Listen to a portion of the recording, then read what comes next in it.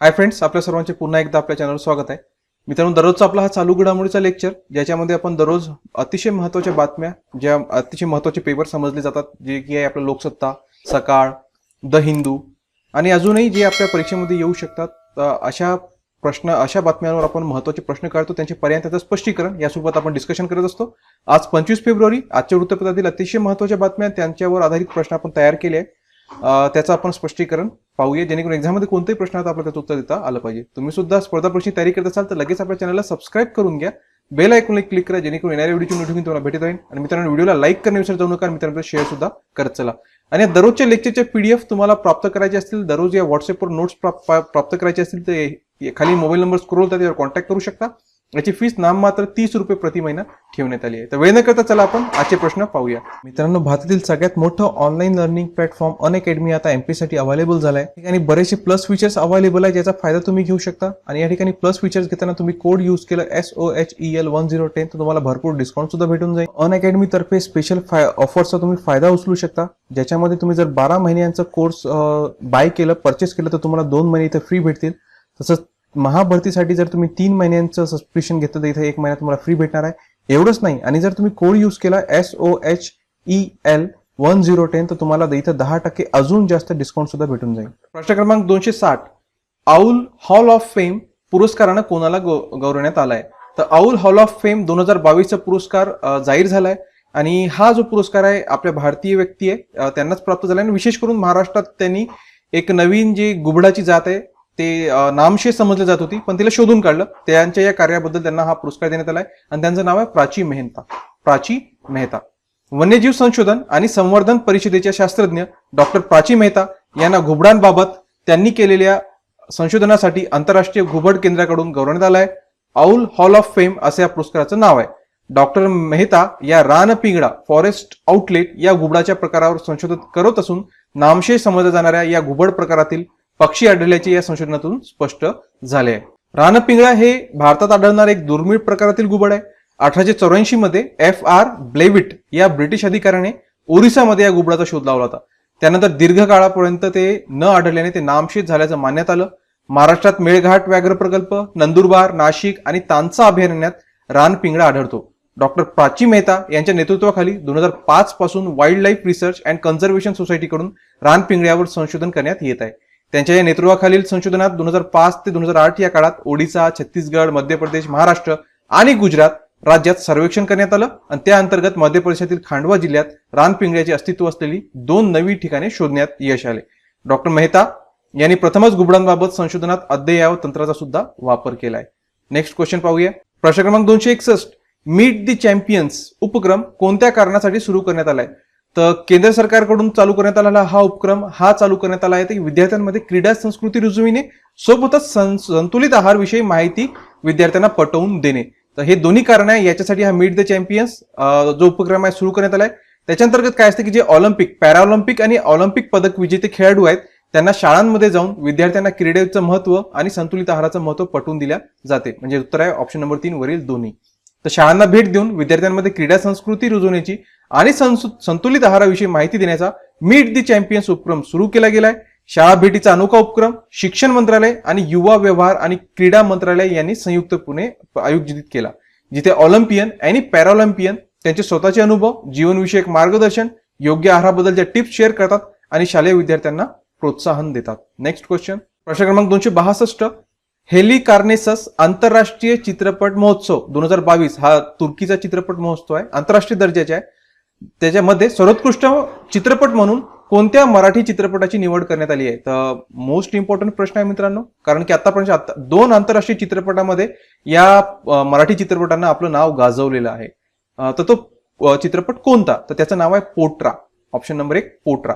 कोणाचा आहे, कोण दिग्दर्शक आहे, कोणकोणत्या आंतरराष्ट्रीय चित्रपटांमध्ये याला पुरस्कार प्राप्त झालाय आपण स्पष्टीकरणात पाहूया. तर ग्रामीण भागातील किशोरवयीन मुलीची होणारी परवड आणि व्यथा मांडणाऱ्या शंकर धोत्रे दिग्दर्शित पोट्रा या चित्रपटाने आणखी एक आंतरराष्ट्रीय चित्रपट महोत्सवात आपली छाप उमटवली आहे. टर्की येथील हेलिकार्नेसस आंतरराष्ट्रीय चित्रपट महोत्सव 2022 मध्ये सर्वोत्कृष्ट चित्रपट म्हणून पोट्राची निवड करण्यात आली आहे. तर लक्षात ठेवा, हा पुरस्कार आंतरराष्ट्रीय पुरस्कार कोणत्या देशातर्फे दिला जातो? टर्कीकडून. पुरस्काराचं नाव हेलिकार्नेसस आंतरराष्ट्रीय चित्रपट महोत्सव आणि हा जो पोट्रा चित्रपट आहे हा दिग्दर्शित कोणी केलाय, हा शंकर धोत्रे दिग्दर्शित.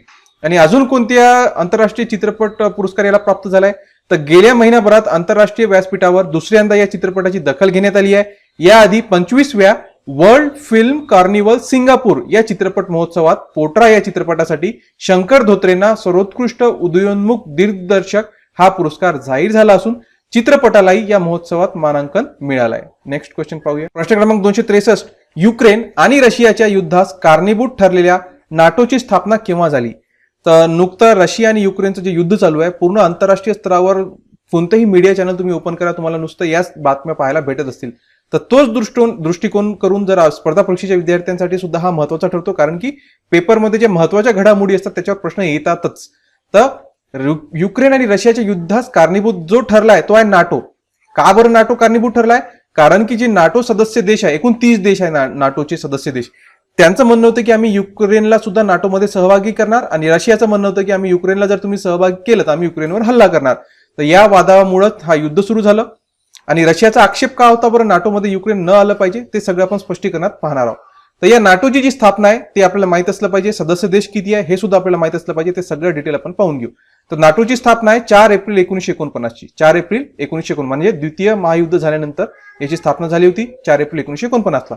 तर नाटो म्हणजे काय? नाटोचा फुल फॉर्म होतो नॉर्थ अटलांटिक ट्रिटी ऑर्गनायझेशन. लक्षात ठेवा, नॉर्थ अटलांटिक ट्रिटी ऑर्गनायझेशन ही जगातील 30 देशांचा सहभाग असलेली एक लष्करी संघटना आहे. नाटोची स्थापना 4 एप्रिल 1949 रोजी 12 राष्ट्रांनी केली. दुसऱ्यांदा महायुद्धानंतर नाटोची स्थापना करण्यात आली. उत्तर अटलांटिक प्रदेशातील राष्ट्रांमध्ये राजकीय स्वातंत्र्य, समान संस्कृती व आर्थिक स्थैर्य निर्माण करून सहकार्य देणे व सभासद राष्ट्रांना संरक्षण देणे या गोष्टी सर्व सभासद राष्ट्रांवर बंधनकारक करण्यात आल्या होत्या. आणि दुसऱ्या महायुद्धानंतर सोव्हिएत युनियन पूर्व युरोपातील भागातून सैन्य मागात घेण्यास नकार दिला होता.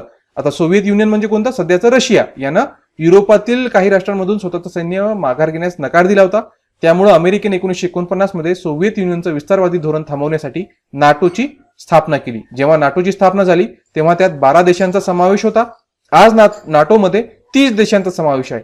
पुतीन यांना रशियाचाही नाटोमध्ये समावेश करायचा होता, पण आता पुतीनच नाटोचा तिरस्कार करत आहेत. जर युक्रेनही नाटोमध्ये सहभागी झाले तर रशियाच्या सीमा पूर्णपणे घेरल्या जातील. हे रशियासाठी मोठं आव्हान आहे. त्यामुळे नाटोने पूर्व युरोपमधील आपला विस्तार थांबवावा अशी रशियाची मागणी आहे. नेक्स्ट क्वेश्चन पाहूया. अनअकॅडमी तर्फे बऱ्याचशा बॅचेस सुद्धा लॉन्च झाले आहे. 20 फेब्रुवारी पासून स्टार्ट होत आहे comprehensive batch for departmental PSI prelims batch number 6. Mentors तुम्हाला स्क्रीनवर दिसत आहे आणि लिंक डिस्क्रिप्शन मध्ये दिलेली आहे. PSC द्वारे 2021 आणि 22च्या सर्व परीक्षांचा शेड्यूल डिक्लेअर झाला आहे. तर आजच अनअकॅडमी जॉईन करा आणि MPSCच्या सर्व पदांसाठीची तयारी या ऍपवर करा. प्रश्न क्रमांक 264. तालिबानने अफगाणिस्तानवर ताबा मिळवल्यानंतर कोणत्या ऑपरेशन अंतर्गत भारताने नागरिकांना सुखरूप मायदेशी परत आणले? तर नुकतंच आता युक्रेनमध्ये सुद्धा जवळपास भारताचे 18 ते 20 हजार लोक किंवा स्टुडंट्स अडकलेले आहे अशी बातमी प्राप्त होत आहे. आता त्यांना सुद्धा तिथून परत आणण्यासाठी एक नवीन ऑपरेशन राबवण्यात येणार आहे. सध्या घोषित नाही झालंय, पण लवकरच ते ऑपरेशनचं नाव सुद्धा घोषित केलं जाईल.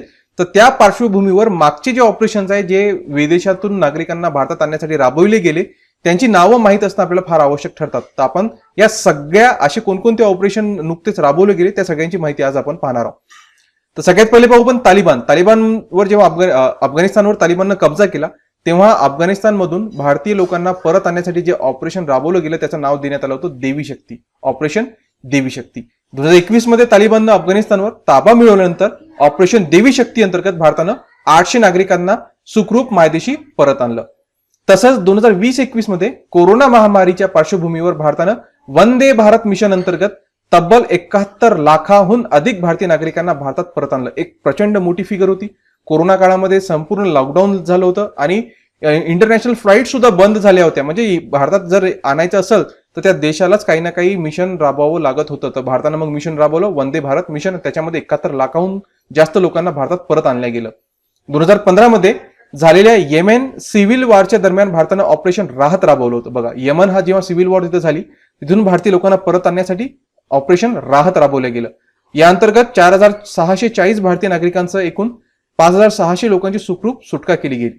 तसंच भारतीय नौदलाने सुद्धा ऑपरेशन समुद्र सेतू अंतर्गत परदेशात अडकलेल्या नागरिकांना मायदेशात आणण्याच्या कार्यात महत्वाची भूमिका बजावली. नेपाळमध्ये 2015ला झालेल्या मोठ्या भूकंपानंतर भारताने ऑपरेशन मैत्री अंतर्गत तब्बल 7,000 भारतीय आणि 170 परदेशी नागरिकांची सुटका केली होती. सगळे ऑपरेशन्स इम्पॉर्टंट आहे मित्रांनो, कारण आता या एक्झाम मध्ये याच्यापैकी एक तरी नक्कीच आपल्याला विचारल्या जाण्याची दाट शक्यता आहे. त्याच्यानंतर ऑपरेशन सेफ होम कमिंग 2011ला भारताने राबवलेलं एक महत्वाचं ऑपरेशन होतं. लिबिया सिरिया युद्धाच्या पार्श्वभूमीवर भारताने हवाई आणि जलमार्गाने सुमारे 15,000 नागरिकांना मायदेशी परत आणलं होतं. तर ऑपरेशन सेफ होम कमिंग. त्याच्यानंतर इस्रायल हेजबुल्ला युद्धाच्या पार्श्वभूमीवर ऑपरेशन सुकून अंतर्गत 2006 मध्ये 1800 भारतीयांसह 2280 लोकांची सुटका केली. यामध्ये भारतासोबतच श्रीलंका, नेपाळ तसेच लेबनानच्या नागरिकांना सुद्धा परदेशी त्यांना आपल्या आपल्या मायदेशी परत आणण्यात आलं होतं. त्याच्यानंतर 1990 मध्ये पर्शियन गल्फ युद्ध सुरू होतं. या दरम्यान सद्दाम हुसेननं कुवेतवर आक्रमण केलं होतं. या काळात सुमार 1,70,000हून अधिक भारतीय नागरिक अडकले होते. यावेळी एअर इंडियानं तब्बल 488 विमानांच्या फेऱ्या करत भारतीयातील जवळपास 1,70,000 भारतीयांना सुखरूप मायदेशी परत आणलं होतं. हे सगळे मोस्ट इम्पॉर्टंट आहे मित्रांनो, सगळ्यांची नाव लक्षात ठेवा. मित्रांनो, इतका डिटेल एक्सप्लेनेशन तुम्हाला जर आवडत असेल तर लाईक करायला विसरत जाऊ नका. आणि या सगळ्या पीडीएफ तुम्हाला प्राप्त करायचे असेल तर खाली मोबाईल नंबर स्क्रोल होतात, त्याच्यावर कॉन्टॅक्ट करून तुम्ही प्राप्त करू शकता. आपण नेक्स्ट क्वेश्चनवर जाऊया. प्रश्न क्रमांक 265. युक्रेनचे भारतातील राजदूत कोण आहे? आता युक्रेन रशिया युद्ध चालू आहे, तर युक्रेन बद्दलची माहिती आपल्याला माहिती असणं आवश्यक आहे. नुकतेच हे जे युक्रेनचे राजदूत आहे थोडे चर्चेचे विषय सुद्धा बनले आहे, कारण की त्यांनी भारताच्या पंतप्रधानांना विनंती केली आहे की भारताच्या पंतप्रधानांनी रशियाचे जे पुतीन आहे राष्ट्राध्यक्ष त्यांना फोन करावा आणि हा युद्ध रोखण्यासंबंधी काहीतरी नियोजन करावं किंवा त्यांना रशियाच्या राष्ट्राध्यक्षांना मनवावं की हे युद्ध त्यांनी थांबवायला पाहिजे. तर त्या जे राजदूत आहे युक्रेनचे, त्यांचं नाव आहे doctor Igor Polika. Doctor Igor Polika. रशियाने युक्रेनवर आज हल्ला केला, त्यानंतर आता युक्रेनमधील परिस्थिती चिघळली असून युक्रेनच्या भारतातील राजदूतांनी भारताकडे मध्यस्थीची अपेक्षा व्यक्त केली आहे. राजदूत डॉक्टर इगोर पोलिका यांनी भारत सरकारकडे रशिया युक्रेन वादाच्या पार्श्वभूमीवर हस्तक्षेप करत युद्ध थांबवण्याविषयी भूमिका घेण्याची विनंती केली आहे. पंतप्रधान नरेंद्र मोदींनी रशियाचे राष्ट्राध्यक्ष व्लादिमीर पुतीन यांच्यासोबत चर्चा करावी आणि त्यांना हे युद्ध थांबवण्यास सांगावं असं कळकळीचं आवाहन या युक्रेनच्या राजदूतांनी केलंय. Next question. प्रश्न क्रमांक 266. युक्रेन रशिया युद्ध चालू असताना कोणत्या देशाच्या पंतप्रधानांनी रशियाला भेट दिली आहे? तर बराच वाद याच्यावरून उठलाय. जे युरोपियन कंट्रीज आहे त्यांनी मोठा ऑब्जेक्शन केलाय की रशियाने एवढं मोठं आक्रमण युक्रेनवर केलंय आणि अशा परिस्थितीमध्ये रशियाला भेट देण्याचा उद्देश काय आहे. तर बराच वाद याच्यावरून उद्भवत आहे आंतरराष्ट्रीय स्तरावर. त्याच्यामुळे आपल्याला माहिती असलं पाहिजे की कोणतं ते देश आहे ज्यांच्या पंतप्रधानांनी रशियाला भेट दिली आहे. तर तो देश आहे पाकिस्तान. पाकिस्तानचे पंतप्रधान इम्रान खान यांनी रशियाला भेट दिली आहे. रशियाच्या दौऱ्यावर आहे. 23 वर्षात पाकिस्तानचे पंतप्रधानांनी पहिल्यांदाच रशियाला भेट दिली आहे. सध्याच्या युक्रेन रशियावरील तणाव पाहता त्यांच्या रशिया दौऱ्यावरही अनेक प्रश्नचिन्ह उपस्थित केले जात आहे. इम्रान खान यांच्या दौऱ्यावर अमेरिकेनेही तीव्र प्रतिक्रिया व्यक्त केली आहे आणि युक्रेनमधील रशियाच्या कारवायांवर आक्षेप घेणे हा प्रत्येक जबाबदार देशाचे कर्तव्य असल्याचं अमेरिकेनं म्हटलंय. युक्रेन तणावावर अमेरिकेनं पाकिस्तानला आपली भूमिका स्पष्ट करण्यास देखील सांगितलं आहे. तर इथे मित्रांनो आपले क्वेश्चन्स कंप्लीट होतात. आय होप एक्झामच्या दृष्टिकोनातून सर्व प्रश्न तुम्हाला महत्त्वाचे ठरतील आणि स्पष्टीकरण सुद्धा तुम्हाला समजलं असेल. मित्रांनो, व्हिडिओ आवडला असेल लाईक करायला विसरत जाऊ नका. मित्रांनो, शेअर करा आणि चॅनलला सबस्क्राईब सुद्धा करून घ्या. आणि डेली पीडीएफ व्हॉट्सअपवर प्राप्त करायचे असतील तर हा खाली मोबाईल नंबर स्क्रोल होत आहे, त्याच्यावर कॉन्टॅक्ट करून तुम्ही प्राप्त करू शकता. त्याची फीस आहे नाममात्र 30 रुपये प्रति महिना. आजच्या व्हिडिओसाठी इतकंच. धन्यवाद. अकॅडमीवर सबस्क्रिप्शन घेताना मित्रांनो तुम्हाला 10% डिस्काउंट सुद्धा भेटू शकतो. त्यासाठी तुम्हाला कोड यूज करावा लागेल SOHEL1010 आणि सगळे रेट्स तुम्हाला स्क्रीनवर दिसत आहे. त्याचा फायदा तुम्ही लगेच घेऊ शकता. तर आजच अनअकॅडमी ऍप डाउनलोड करा आणि एमपीएससीच्या तयारीला लागा.